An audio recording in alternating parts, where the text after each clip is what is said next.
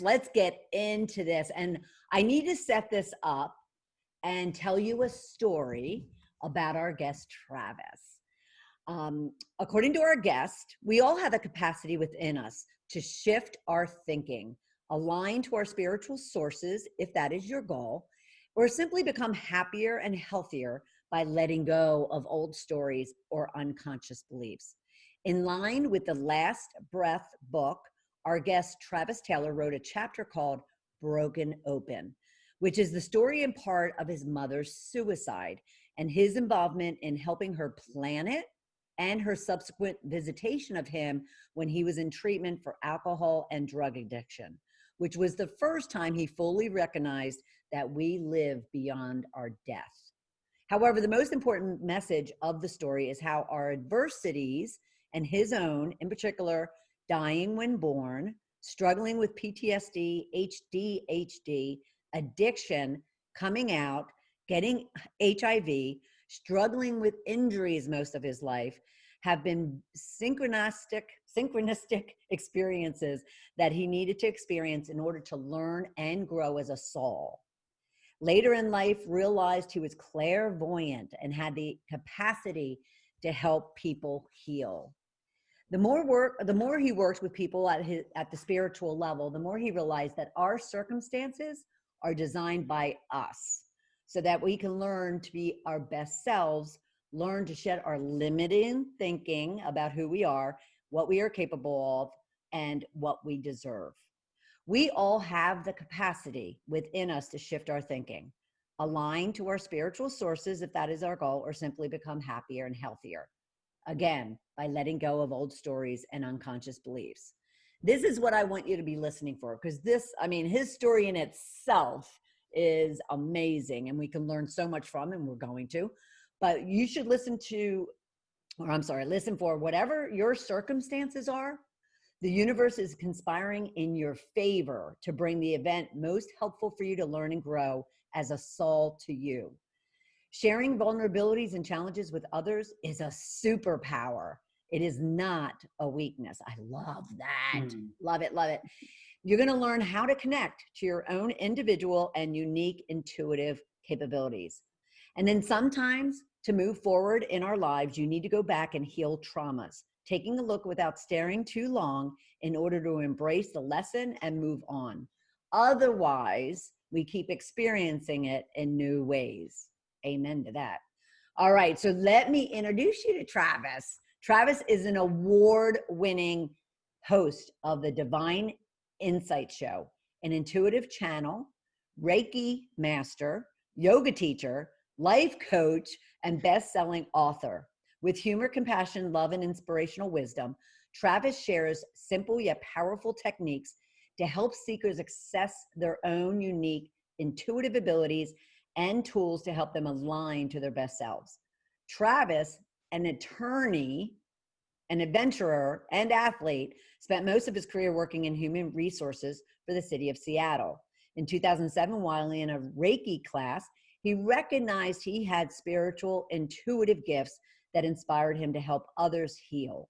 In his new book, The Last Breath, which he co-authored with mediums around the world, is an international bestseller. Again, that's The Last Breath. Clients describe Travis as a soul whisperer who provides a safe space for them to heal and become the person they have always wanted to be. Using powerful intuitive abilities, Travis quickly determines what is holding people back from being their most empowered selves. I want you to go to, while we're talking, divineinsight.com and learn all about him. All right, that was quite an intro there, Travis. I am so happy you are here. How are you? I'm great. Thank you so much. And with that story introduction, I feel like we can just go ahead and cut the show off. We've told everybody. No. We told them what you've been through. We haven't told them how they can leverage all your lessons learned and tips and tricks and whatnot to being absolutely wonderful today. Here's the book. Unfortunately, I don't have a hard copy yet, but this is what it looks like. It was just just released, actually, we had a wonderful online launch event on Monday where we have these mediums get together, and every hour we were doing live readings and talking about the stories and chapters and giving away raffle prizes. So those are still available for folks. So if folks go online and get the book, they can message me the receipt information and get into a raffle, because most of our authors and mediums have offered services for free as raffle prizes. Oh, So wow. yeah, so if folks go to the Last Breath book on Facebook, the Facebook page, they can actually get updated information. We have mediums twice a day now that are going to be on at 10 a.m. and 4 p.m. providing readings and talking about the book. And we're going to do that for several weeks because it seems to be doing quite well, becoming an international bestseller and a bestseller before we even launched the hard copy. So it was so exciting for us to share what's clearly a very powerful and important message for people, very inspirational stories. So Right. it's very exciting. Thank you. Absolutely, absolutely. All right, the Last Breath book Yeah. on Facebook. Check that out.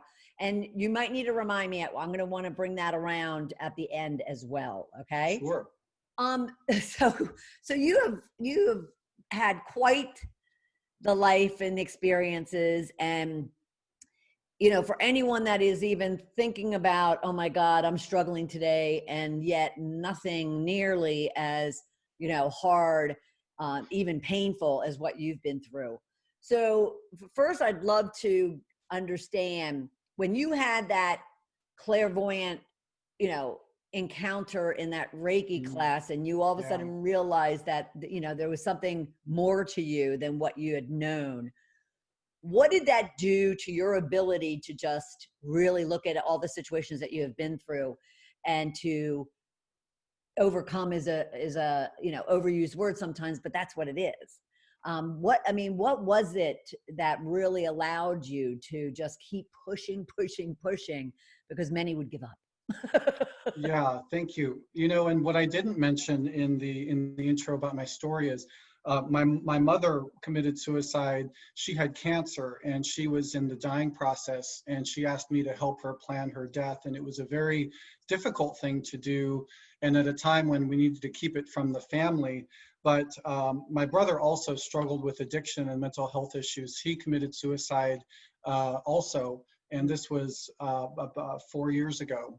Wow. And so, with me struggling with my own ability to sort of cope with my addiction processes and seeing the world in a way that, when you don't necessarily feel that other people can't see the things that you see, if that makes sense. Like, so when you have these feelings or about what's going on in the world, and you might want to express them, and people are telling you you're crazy, a lot of times we tend to keep these things inside. So when I got sober the first time and went into treatment, it was after that I had something more that my spirit was actually calling for. And I wouldn't have consciously described it that way at the time. I would just say, oh, I had this introduction to this woman who did energy medicine and it sounded fun, which was true. And I think that is when something is exciting and enthralling to us, it's our spirit asking for expression. And so I took this class mostly because it sounded fun. Like I said, it was become a Reiki master in 2.5 days, for $600 or whatever. And I was like, well, law school was 3 years and, $120,000, and I'm still learning that. So I sort of went in, both feet jumped in, and it was very fun. So what happened in that class was you're attuned, which is a level of healing, which is basically expressed in your body. We were attuned to the first level of Reiki, which is a Japanese form of hands-on healing. And the first attunement is to heal at the physical level. So our instructions were to work on another participant who was a stranger to me. And he was laying on a table, like a massage table. I was standing behind him. My hands were on his shoulders. And the instructions were follow your intuition. And I was like, well, I don't know what that means, but whatever. And then say whatever comes up for you. just express it. And I was like, okay, well, I can do that. So I was standing behind him, my hands were on his shoulders, and all of a sudden I just said, well, I feel like I'm just going to feel like I'm an x-ray machine. I'll just scan his body. And in that moment, what I realized is that I could see in my mind's eye, which is our third eye, his bones, his blood, his tissue, and much like you see on an x-ray, it was gray and white for the bones.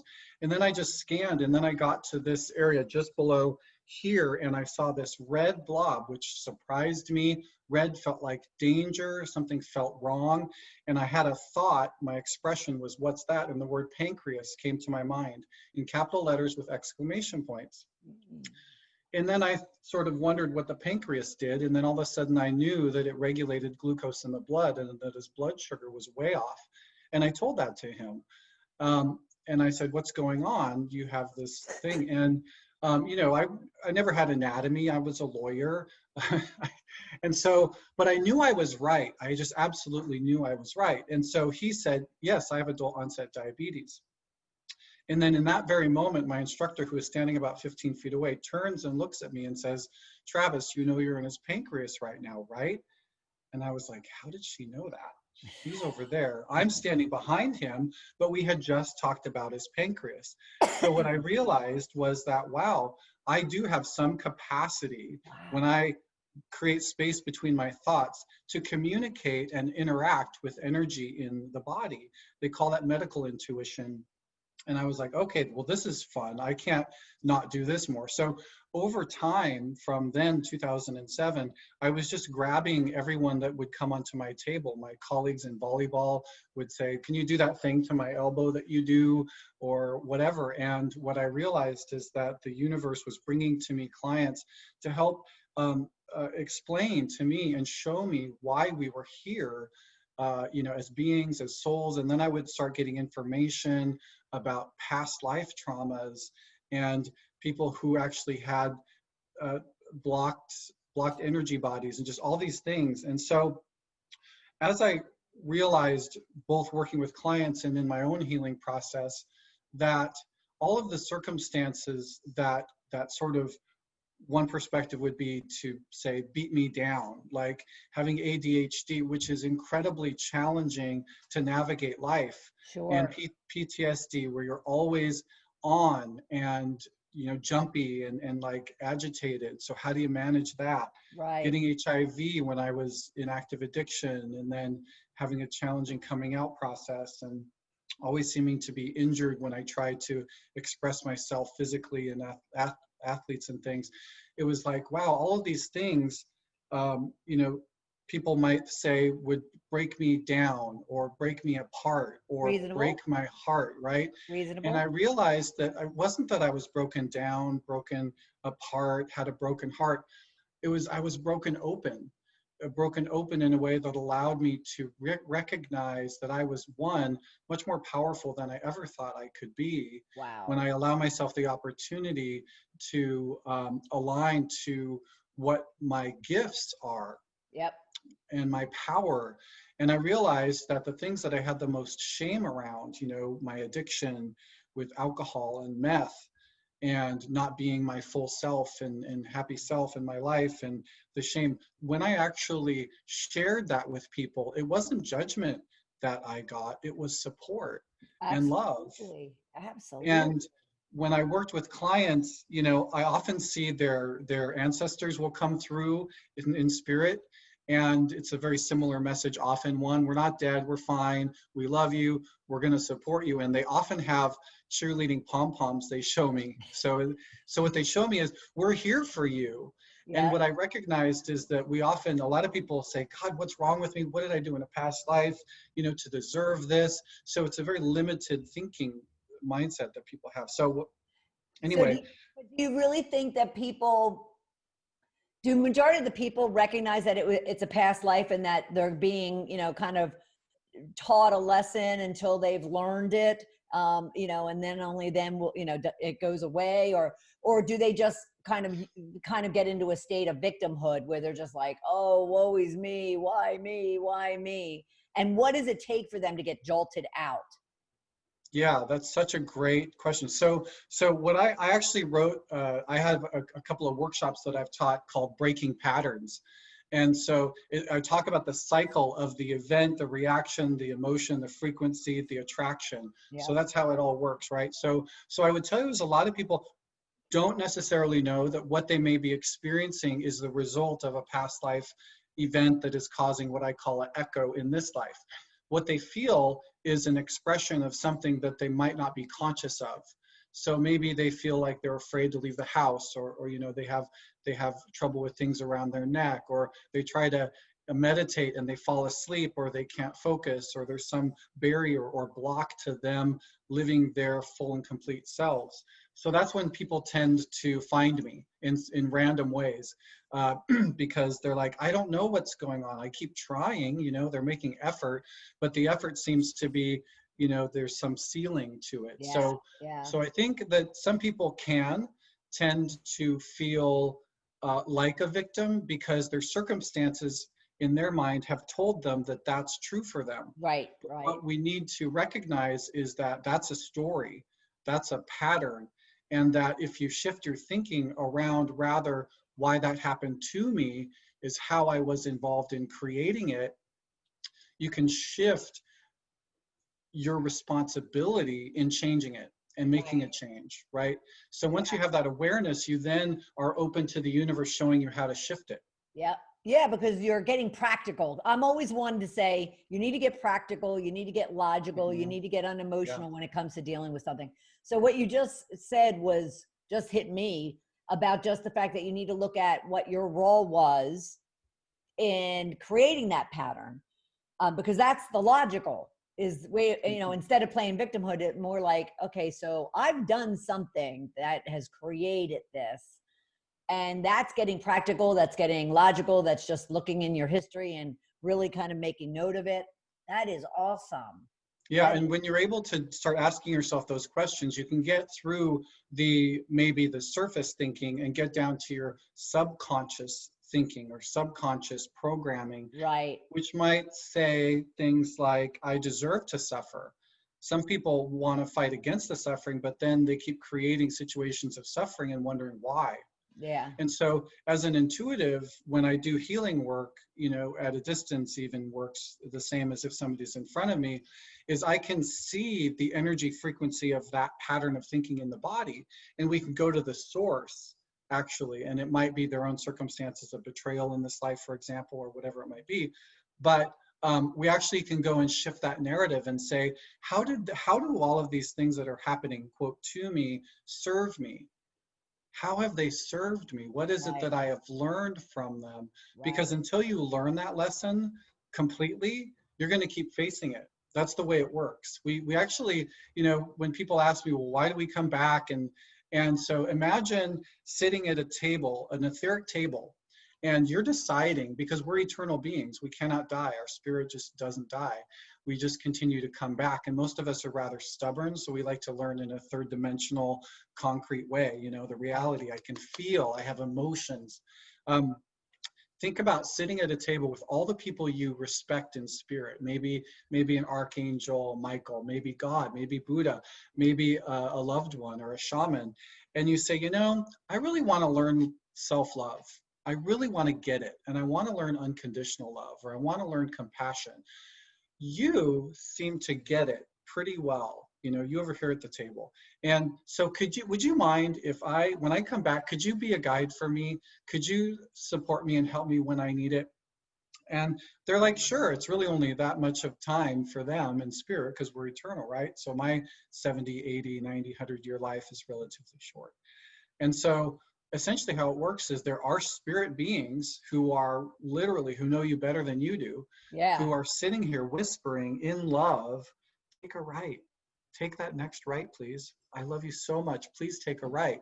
And maybe you'll say, I feel like I want to take a right, but I'm just going to take a left. And they're like, we still love you. Please take the next right. Please take the next right. And they're trying to help us on our path. And sometimes we listen and sometimes we don't, but it's never out of judgment. And they're not tapping their feet waiting for us. Right, They right. don't have But it. you also said, and I want to make sure this is clear, because you also Yeah. said that You could ask those spiritual, souls that when you come back, could you be my guide? But you don't mean come back like in the next life, because someone wants help now. They could look to those sources in order to ask for love and help and guidance, right? Yeah, Am thank I you. clear on that? What I meant was, yeah, before we incarnate, we make an agreement, a soul agreement with a being or beings to be Gotcha. our primary guides. And then when we're born, those beings are available and are always with us to support Right. us. And a lot of us can look back at our lives and think about circumstances where, I mean, think about mine. I came into this world 2 months early, umbilical cord wrapped around my Oh my. neck, and I choked to death. In the womb. I was scared, I was angry, I was, you know, um, I died, right? And so that was the first thing that happened. And so I Right. laugh about it now because it's like, oh my goodness, I was like, no, peace out, we're out of here. Right. But the reality was that shaped a lot of my gifts. It shaped my ability and capacity to see beyond the third dimensional realm in some way, because I had a death experience. And we all can access our intuition, and we Right. all can ask for that guidance that's available for us. But what we don't do particularly well, because we're unpracticed and we don't remember, is how to listen. Listen to ourselves, listen to the universe, listen to Listen to any. the messages, listen to our intuition. We're a very, and they call this, in some sense, I'll get a little bit esoteric, the yin and the yang, the balance of power and quiet. So we live a very yang lifestyle, a very masculine oriented environment, capitalism and our work environments that celebrates powerful action oriented movement, goal setting and stuff. That's very sun, it's warm, and that's one aspect. But what we don't foster or nourish in ourselves is the yin, the quiet, the meditative, the feminine. And we actually need a balance of both. The Sure. one is often more rewarded. So what we need to be able to do is to quiet the mind, quiet the self, so that we are open to listening to the messages, because most of us fill the space that would otherwise be available with messages with just more thoughts.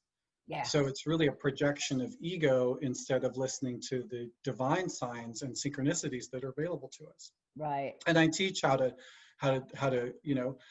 co-create with the universe more consciously, and how to connect with your spirit guides and things like that.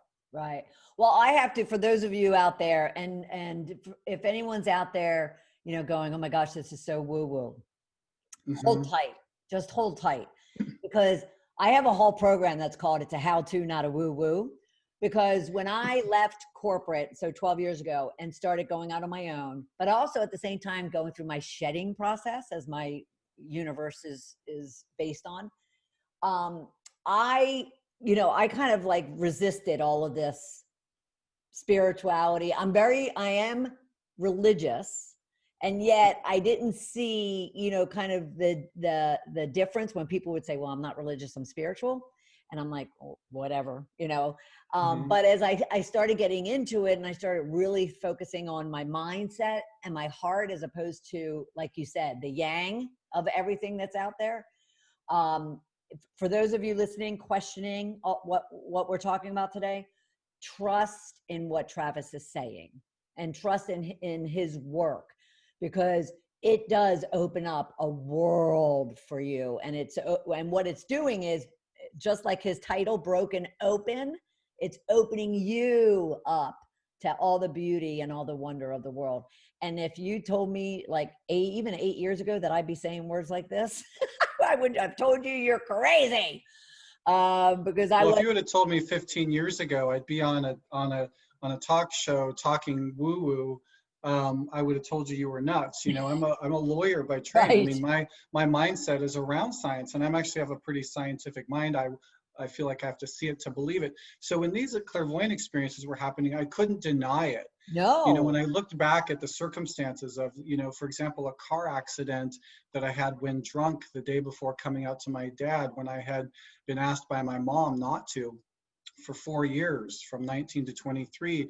I Mm. was, drinking heavily, going to college, and I was in a car accident. And I remember I blacked out at a bar in Spokane, Washington, where I grew up, and I remember waking up, and I was driving 95 miles an hour down a highway in northern Idaho, Highway 27, and I saw in my mind a church to my left, and seemed abandoned.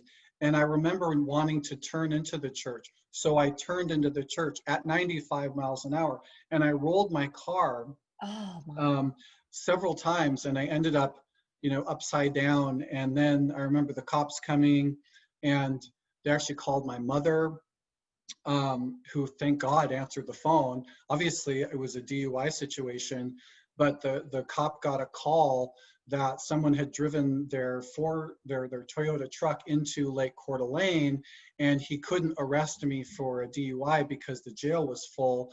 And so he gave me to my mom and said, I'm going to give him an inattentive driving ticket, the same as, blowing a stop sign, and let you take him home. So that whole circumstance shouldn't have happened. One, I walked away without injury.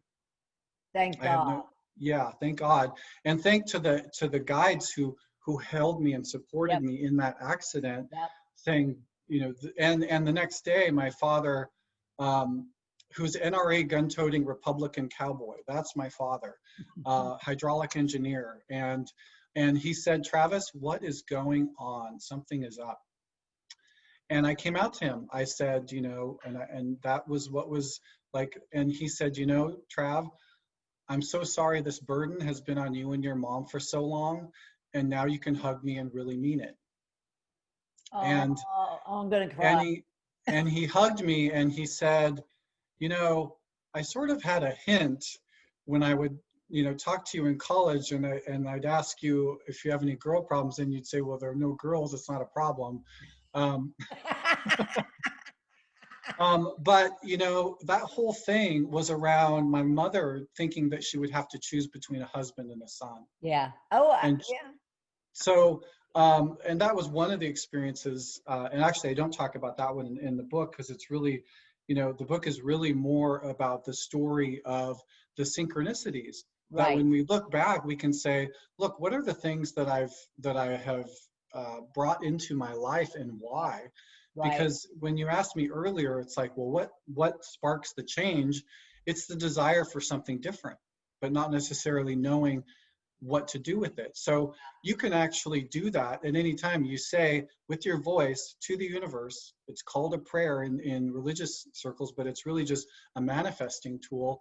Help me.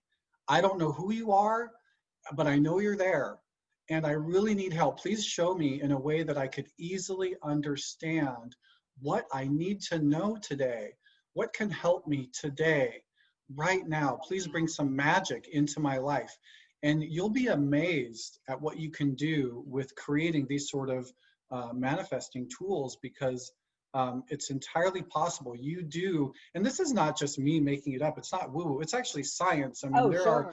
there are studies that demonstrate this. I've had guests on my show for years talking about the science supporting this energy medicine practices. So Right. it is scientific. So other than and I love that one. I love, whether it's they call it prayer, whatever they call it, just ask for help to the universe. Hmm. Yep. What else, what other advice would you have for those that are having a tough time, that are struggling right now? Tactical things that they could be doing in Hmm. order to kind of make a shift in their life? Yeah. So, it's interesting. I'll actually talk about this a little bit differently. So, often I also pull animal cards. When I've worked with clients, I've had animals come up, and it was just like always the weirdest thing. I was like, why am I seeing a beaver? But then I shared information about what the beaver had for the person, and they were like, oh my God, I love beavers. I've always loved beavers, and I have one, a stuffed animal on my bed. I was like, okay, it's really weird. Thanks. Um, but I've been pulling the wasp spirit card for people lately. And the wasp spirit is really about letting ourselves know that sometimes life stings. And it doesn't mean you're doing anything wrong. It doesn't mean that you suck. It doesn't mean that you're a failure. But sometimes there are just circumstances that just aren't ideal. And so when people feel like they're struggling or suffering, one, know that you're not alone. Know that you can always ask for help. Yes. Also, you aren't a failure because your circumstances don't meet your desires. It's a lesson that I mean, think about what we have all done collectively as a human population right now. We have created a world pandemic for everyone, all souls, to, in the same time, relative time span, go through a very similar experience of stop what you're doing, quiet, pay attention. What's going on? What are your values? Who do you love? What do you want to do? How do you want to spend your time? These are all very big questions that we are all asking ourselves. Yep. So when we're in those situations, a lot of fear can come up about, oh my God, I don't know what I'm going to do. What am I going to do? How am I going to pay my bills? I lost my job, you know, and all of a sudden there's relief packages coming out. Creditors are allowing deferments, you know, all this stuff that says, you know, you can't get evicted. All of these things that are saying, no, no, we got you. And so what I would tell people is, look but don't stare. I mentioned that earlier. Yes. Understand your circumstances might not be ideal, but don't dwell on them. Yep. Find, because you will always find something to be grateful for. The vibration frequency, I'll take talking woo-woo here, the frequency vibration of gratitude in the body is a very high level, you know, similar to love, the two most highest in the body. So when we can bring ourselves out of shame, guilt, despair, fear, lower vibrational stuff, into love, appreciation, we're automatically shifting what we're putting out into the world and thus attracting. I would also say, take a look at your relationships. Most people are hanging on to relationships that don't serve them for convenience, or just for lack of a better term, for fear that of something different. You know, we all kind of get into these like ruts. Right. So I would say, be open to new ways of thinking about who you actually are and think about what you want to do. And again, also ask for help, because it's okay. Because honestly, you know, when you start asking for help, your world will shift. Automatically. And it's okay not to know. Yep. Yeah. How about, where does trust fit in? Because that word kept coming up to me as you were explaining those things that people could be doing. How much of it is someone's lack of self-trust, that they don't trust themselves? A lot. In fact, and mostly, I mean, speaking from myself as someone who had spent much of their life in active addiction, I went to rehab not once, but twice. And in that circumstance, when you do something that you at some level know isn't good for you, but at another level, your brain and mind are hijacked by what I would say the dark night of the soul, you know, the shadow self, the ego, the thing that needs expression that isn't getting expression, so it sabotages. So I would say that trust is something that is important to develop with yourself. And when you do the things that you are in integrity with, in high integrity with, then that trust will develop much more quickly. And I feel like there's this shame. I feel shame energy around this idea around trust, because many of us are stuck and feel stuck. And then we blame ourselves. And I just posted something yesterday actually about, you know, self-judgment and self-criticism is a life sentence. And it's forgiveness that allows you to be, you know, let go for time served. Because you don't deserve to suffer anymore at all. So focus not on the past that cannot change, or the future that doesn't exist yet. All you can really do is focus on, what can I do right now to support and love myself? And that is going to help you with that trust question that you asked. So I appreciate you asked it. Yeah, it just kept coming up for me as you were talking. So so if someone is out there, and I just know when I was in corporate and I was just running, it was almost like a robot, you know, and I never allowed my feelings to get into it, let alone my heart or my spirituality or anything. How can someone who's not quite, you know, tapping into their spirituality, how can they actually, you know, create or build a practice in, you know, of their spirituality?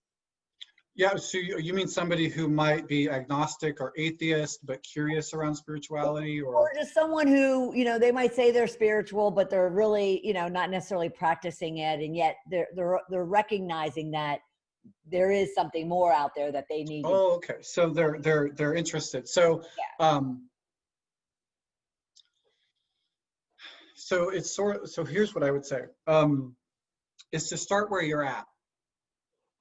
Don't project something that you don't actually believe onto yourself.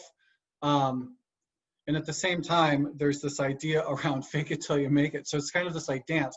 But essentially what I'll say is that, um, yeah, two things. One, there are a ton of like books that kind of help explore different spiritual practices that might resonate with you. I didn't realize, that some of the core beliefs that I held about myself as a human or a spirit actually are very much in line with Taoism and Buddhism than forms of Christianity or anything else. But really the messages are quite similar about spirit. One is our spirituality. I will just tell you, because I've seen people with lifetimes, right? So if I go to your Akashic records, which is the record of all of your incarnations, and I say, how many has Bernadette had? And I say, okay, well, so I see 275, for example. Woo! And right. And so in each one of them, you've had a resonance, you've had a frequency, you've had a portion of your soul that inhabits that body. And so when I look at someone now, your incarnation now, is you have a unique vibrational frequency, like as unique as your thumbprint. And it is unique to you. So no one can tell you what or how to believe, because it's about what's true for you. And Mhm. some people feel more connected to God when walking in the park than going to a church. Sure. And if that's you, then go to the park. Go to Right. the park every day and commune in whatever way is meaningful for you. Mhm. But I think the first thing is notice that you have that question about what is my connection to spirit, and be curious. I pulled a card yesterday for someone about the porcupine spirit. It's so funny. I'm talking about all these animals today. But it's called Take a Beginner Mind. Some of us we're supposed to be experts and we're supposed to be smart about this, and everybody with an opinion has a Twitter account, and they can be as educated. I have a law degree, but people could Google something in 2 seconds and think that they're an expert in Right. some area of law. I think it's about allowing yourself to be open to say, I don't have all the answers and I want to learn more. And then that sort of curiosity will sort of attract people. I think they talk about it, when the student is ready, the mentor will appear. Yes. Find a guy, a physical person who you aspire to be like, or that resonates with you. Connect with them, learn from them. We tend to feel like we're doing it all alone, but we're not. We're not designed that way. Right. The opposite of addiction is connection. So if you feel that you are disconnected, alone, small, reach out to someone who loves you unconditionally, because that's going to shift you right out of it. But ultimately, to your question, I say, learn to develop whatever it is that your relationship with spirituality is that works for you. And if not, start exploring it. Yeah. And you'll find what does resonate with you. And you can actually ask that as a question. Hey, you never show me, you know, show me something that is meaningful for my spirit today. What would be helpful for me to know? And it would be helpful to like get out of the house. Obviously wear masks, be safe, Right. care for Right. others, all that stuff, because we're still in this. It's so wild that I moved to LA last year from Seattle after 20 years there. And um, I've been here just over a year, and half of that year has been in a global pandemic. So I really have a lot of LA to explore. Yes.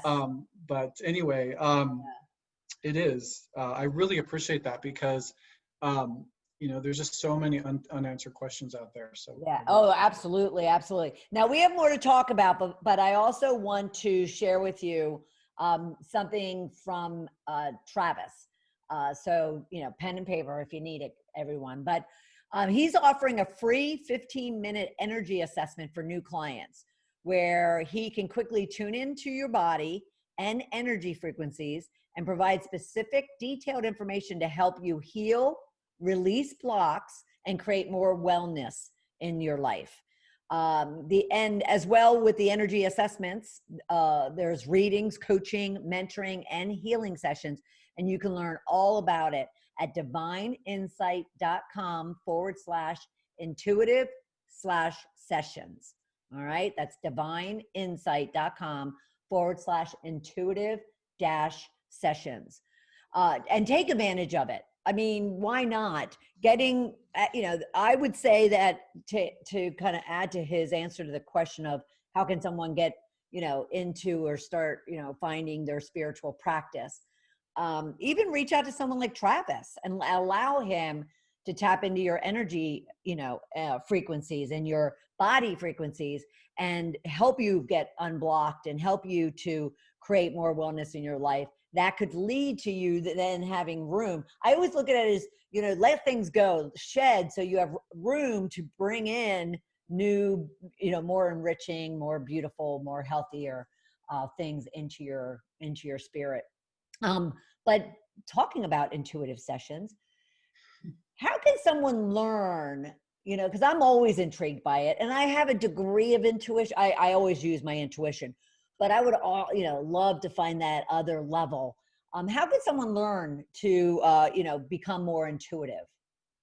Yeah, thank you. And that is one of the most important questions that we all ask. And even as an intuitive, I have the same questions. Is this my own thought, or is this coming from a divine place? And so I will tell you, it's basically, it's your third eye, and energy frequency, metaphysical information literally comes in through the back of the head into a point at the center of your head.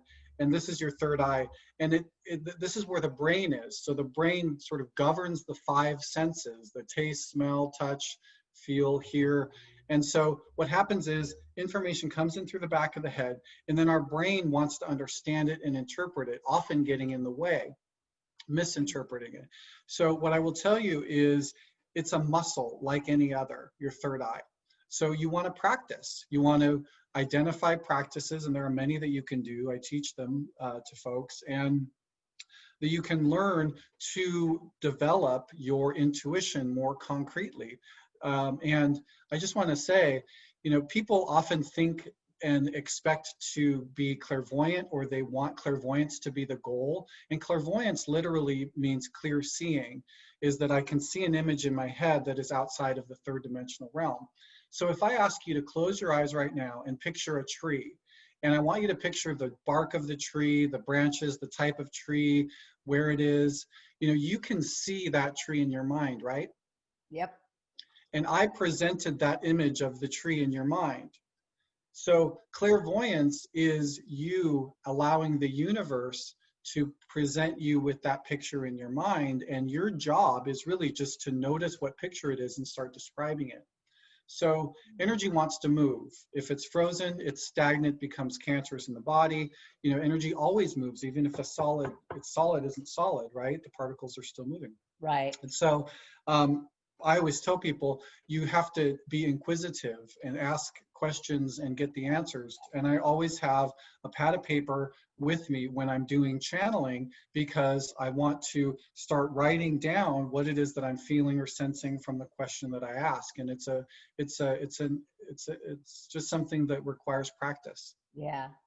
Awesome. All Yeah, right. but also I'll tell you, there are also things you can do. Like if you get a message and the message is a laundry list, or it sounds parental, that's probably an ego projection and not from the universe. Remember, the universe and spirit, it comes from love. And so the messages are always going to be loving. And if they're not, they're coming from something else, often a self-judgment. Oh, that's interesting. So you can actually categorize them, Yeah, it requires a level of discernment. Right. And self-awareness. Yeah. Self-awareness. All right. Divineinsight.com. We have about a minute. What last juicy tip would you want to share with our listeners and our viewers? Thank you. I think one of the most important things is to um, allow yourself to be authentic in what you're expressing. So if you're angry, allow yourself to be angry, and express it in a healthy way. But really focus on gratitude. I think I mentioned this before, but anytime I'm feeling like really off, is I go and I do something generous for somebody, because generosity and anger can exist simultaneously in the body. And so I think really the message is that you're not alone. You always have the love and support available to you. And it's important that you ask for whatever it is that you want, because it's available. Excuse me. I Absolutely. also want to mention, I have an Instagram account where I do Instagram lives. So if you follow me on Instagram @_Travis Taylor, I put a lot of stuff on there. I'll do some events coming up. I've been asked to put together a mentoring package for folks actually yesterday. So, Nice. so I really encourage folks to look at the Intuitive Sessions page, and you can book that free intuitive assessment, but also you can book a reading or a healing right there on the site. And I would be so honored and privileged to work with you if you're interested. Absolutely. Travis Taylor, divineinsight.com, people. Look for his book as well, The Last Breath, and check out his chapter in it, Broken Open. I'm telling you, his story is just amazing, and it just helps, heal. It helps heal those that read and participate with him. And, like he said, and you summarized, ask. You are in a loving community. Travis is now a part of it. Ask for his help.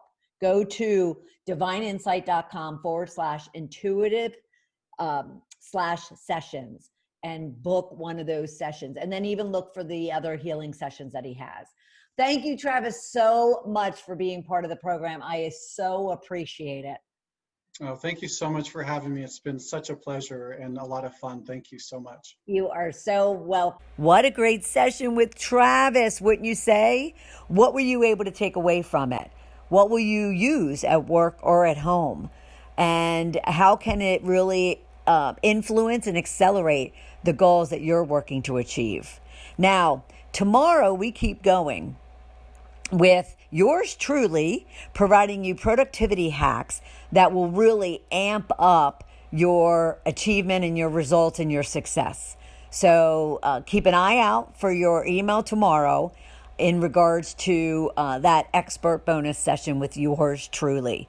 Lastly, on October 19th, we kick off our 5-day Goals to Riches Challenge.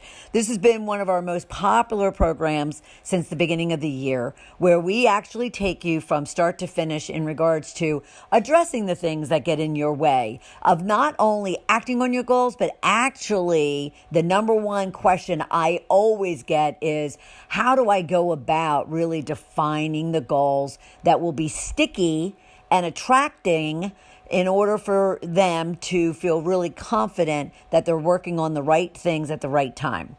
So we will help you with that. We will put together the action plans. We will provide you coaching on your goals and action plans to ensure that there isn't additional details you could be adding to really make them abundance attractors. Because remember, we're working to turn you into massive producers, revenue generators, and abundance creators.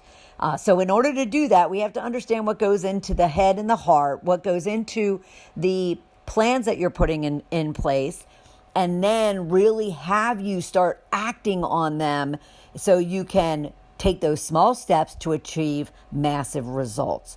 So go to goalstoriches.com and register today for our October 19th Goals to Riches Challenge. It will be transformative, just like this whole week has been. So look for your email for your productivity hacks tomorrow, and then I'll hope to see you on October 19th as well. So go to goalstoriches.com and register today for our 5-day free Goals to Riches Challenge. Take care, everybody. Have a great day. Bye.